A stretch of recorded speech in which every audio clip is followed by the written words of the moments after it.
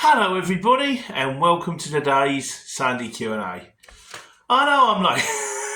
Now I'm either late because it should have come out at 8 o'clock this morning, or I'm late because it should have come out at 8 o'clock last week where there was no Sunday Q&A. And the truth of the matter is, I went into the Christmas break. Oh, by the way, Happy New Year, everybody, and thank you very much for everybody for the Merry Christmas messages and the Happy New Year messages and all the support. I do appreciate it. Yeah, I went in and I thought, well, I might still get up. I can do my Q&A still. I can do some writing. I might feel like running every morning. Did I do it? No, of course I didn't. I knew I wouldn't. I got up later and later. I managed to watch some rubbish on TV. I think this morning I woke up around 10:30. I printed this out on Friday. I haven't had a chance to do it since Friday. The Christmas lights are all down. Because it's late, I'm in the bedroom rather than in the front room because everybody else is out in the front room doing their thing. But we're back on it now, and it's been really nice to have a proper rest. To actually get, I go to bed and I don't set the alarm, and I wake up when I wake up, and just not have any particular pressure. I plan to go back to work on the 30th. There was no work there. I did go back to work on the 2nd. I've been back to work 2 days. I've been back to work Thursday, Friday. Tiffany's being usual precocious self, which leads us neatly in. Before we go on, I did put out the Christmas Eve, the quiz, the sort of the video quiz. If you haven't watched it, I was at a loose end on Christmas Eve because I'm normally down the pub, and then the family, I do a quiz each year, and the family were had to go and get the food from M&S. And the night before, I was looking at interesting twists on a quiz, and a guy said recreating videos from films yourself. I thought that's a good idea. I had half an hour in the time that they were actually gone to pick the food up to bang together 5 videos. Would have been 6, but I couldn't get one of the cats to play the game, otherwise you'd have got Lion King. So anyone, if you have seen it, I'll tell you what I do, I think. If you haven't watched it, you watch it if you like. It's just a bit of fun.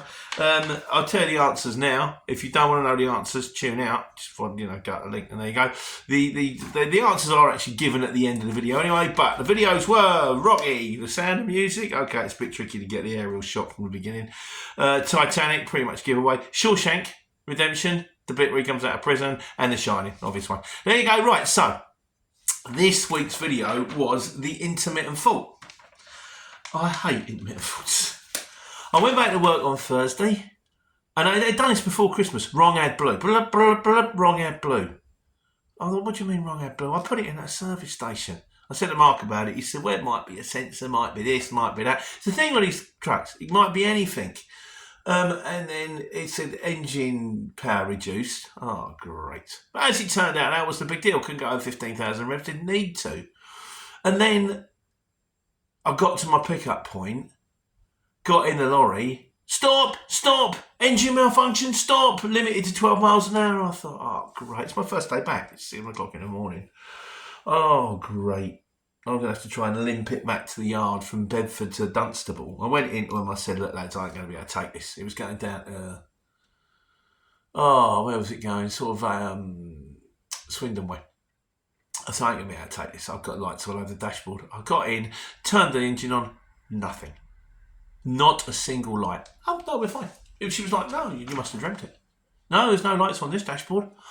Fine, so I drove it all the way around to Swindon and stuff like that. In the meantime, and I put this down to that, I've got my accelerator pedal problem back again. So on Friday, got up at 4 because I was awake early. Again, I had to drive down to Reading. 4 times on the way down to Reading, hit the accelerator, nothing happened. And then it breaks out. So now I spoke to Mark about it.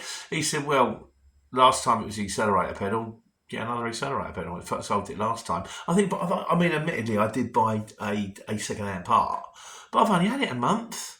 And now I'm going out tomorrow and I'm thinking, I haven't done it yet. Is it the accelerator pedal? Isn't the accelerator pedal? I hate it. I hate it when I've got a fault that's intermittent. I don't know what it is. So anyway, the intermittent fault, this was the one where it kept coming up saying, alternator not charging, alternator power low. See, now, the problem with this lorry, I've never had a lorry that... Normally, you drive them for a while and something goes wrong, you fix it. You drive them for a while and something goes wrong, you fix it. Every time something goes wrong, you fix it, the next day, she thinks of something else. It drives me mental. Steve Wilson says,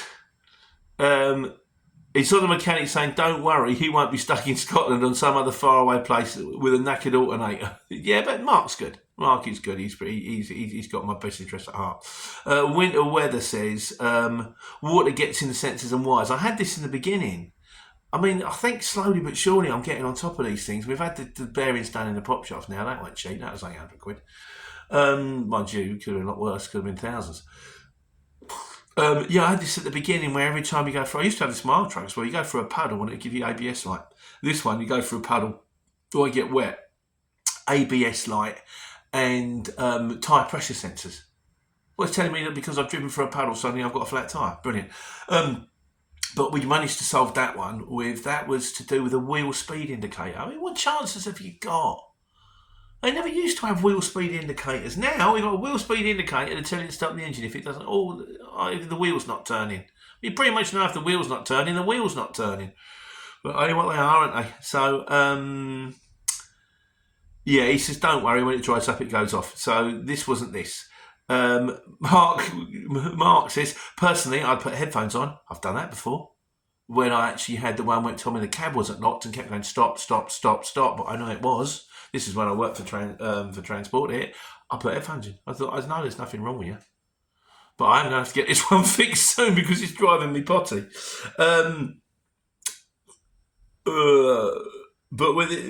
we do have a winner. Now Wilson says, check the alternator actuator cable. It's the thin one. Look at the video carefully and watch you bounce. That means bumpy roads when the fault comes on. So I'd say it's a loose connection. It was a loose connection. Mark basically jacked it up, tested the power. It's supposed to be charging at 28. It's charging at 22. I've tightened the wire up. It's now charging at 28. And it's gone. Fantastic. So now we've just got to solve this soppy accelerator problem. I'm going to go out again on Monday. I hope that she's kind of okay. If it's not okay, I think I'll order another pedal and see how we go. If you get a proper one from DAFs, I mean, I've got a second-hand one, £120. DAFs wants £700 for a new one. It's a lot of dough, isn't it? So, and finally, Dale Steele says, a DAF with warning lights? No way. Happy New Year. Happy New Year, Dale. So, right, that's it for the only video I did this week. I'm still getting back to speed, so it might be a little bit slow to start with, but I'm sure you'll be okay. But we have, of course, still got this week's Wise Guys. Leachy says, he said, I've got a question. What is the best phone company for the best coverage? I'm fed up with O2 and I'm going to change as my contract is up. I don't think it works that way. I think it works out the best coverage works in certain areas. Where I am in Eaton Bray in sort of like Dunstable way, I used to have O2 because I got an O2 because they were the only network that had the iPhone on it. I'm going back a long way here. And I loved the iPhone. It was brilliant. I said, but the problem is I want to make phone calls at home. I've got to go upstairs and hang out of a window. So then I was with, I went back to Orange, which was Orange Sapphire. I'm going back. And then Orange switched to EE. Round my way, EE is fantastic. EE, and the thing about EE is it was Orange and T-Mobile make EE. So you've got two sets of masts. So I think they're probably the best full coverage as a whole. That's what I would say. But then I'll go to Oxford. No, he doesn't want to play. Doesn't like Oxford at all. So I think it depends on areas. So it depends where you are. I would say work out where you are, where you work the most, and then try and work out which phone company's got the best coverage there. But in my opinion, if you had to go across the board, I would say EE. What does everybody else think? It's a Wise Guys question. Nick the Urban Trucker, hello mate, he's back to work Monday. He says, IP Leyland, they did have vans. Of course, I actually had one in my market trader days and it was rubbish. Leyland DAF vans hasn't been part of DAF since 1993. It was a management buyout after Leyland DAF went bust and rebranded as the LDV Group. Interestingly, there were developing brand new vans in the early 90s. This van was going to be called the LDV 201. This project was sold to Renault and then it became known as a second generation Renault Master. The Masters are good vans. I always swore by Sprinters, but Transporter had a Master and it was a good van. It drove nice. It was no problems. It was a good van. LDV had many buyouts over the years and eventually closed its doors in 2009. So thanks for the update on that one. And he also says, this is to do with the should you take stuff that's got triangles on it? diamonds on it, you know, to do the ADR thing. He said, I agree with Neptune Courier about the Dangerous Goods Safety Advisor, the DGSA exam, being harder than the Transport Manager's exam. Unlike the TM exam, which is industry specific to a certain point, the DGSA exam, you have to know everything from classification of a new product right through transportation of it and everything in between. I take my hat off to anyone who passes it. I have considered taking the DGSA exam, but I'm not sure I'm intelligent enough to pass it. You are intelligent enough to pass it. You're a bright lad. The thing is also, it's like my mate Dave the Crisps, who's done the knowledge. Now, the knowledge is one of the hardest exams you can possibly take. It takes about 3-4 years. You have to learn somewhere in the region of 50,000 points. 50,000 points of interest in every road in the whole of London. But it's a war of attrition.